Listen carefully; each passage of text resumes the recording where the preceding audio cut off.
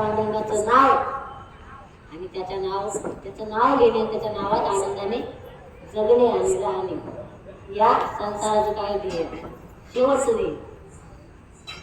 या जगात जर सर्वात श्रीमंत व्यक्ती कोणी असेल, कोणी जर मला विचारलं ना महाराज तुम्ही असं सांगत होता की आम्ही सर्वात श्रीमंत, तुम्ही श्रीमंत कशावर, त्याला सांगितलं अरे आई तो विटेवर उभा आणि कटेवर हात ठेवून जो पंढरपूरला जो पांडुरंग उभा आहे त्या पांडुरंगाच्या नावाने मंगळसूत्र गळ्यात घातलेलं आहे आणि त्याची भक्ती आम्ही करतो आणि आमच्या आई वडिलांचा आम्ही सांभाळ करतो, या गोष्टीने आम्ही जगात सर्वात श्रीमंत आहे.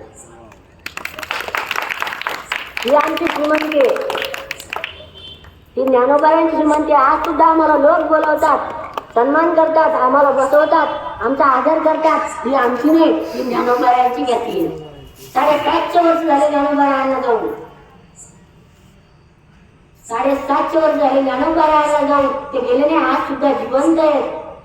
आज सुद्धा समाधी सोहळा त्यांचा थाटामाटात कोट्यवधीच्या संख्येने अलंकापुरीला साजरा होतो. हे त्यांचं खरं आयुष्य आहे.